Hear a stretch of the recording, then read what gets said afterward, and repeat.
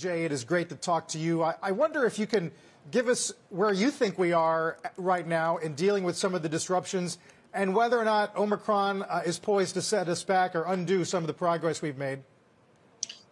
Well, first and foremost, Carl, I want to assure all parents that Santa Claus is making some contingency plans. Our elf on the shelf delivered a note last night saying that there might be some pictures in packages rather than the actual item as things are coming in a little bit late.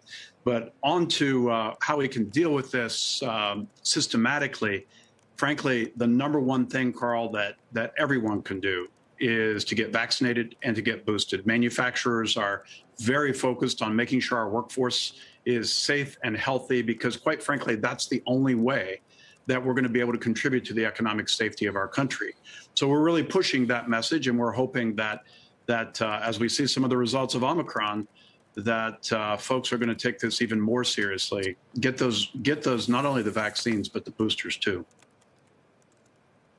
Are you focused right now on quarantine guidelines and whether or not they do need to be shortened for those who are fully vaccinated and especially boosted?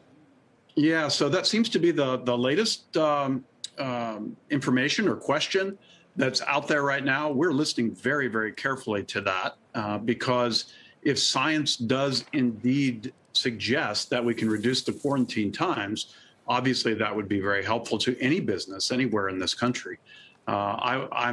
I'm interested in the data and the science, quite frankly.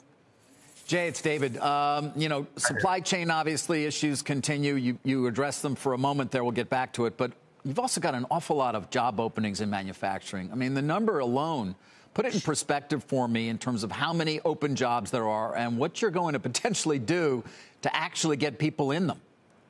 So we have 1 million open jobs in manufacturing. To say that that is a record is quite the understatement. Before the pandemic, it was half that. At the worst part of the pandemic, it was 300,000 open jobs.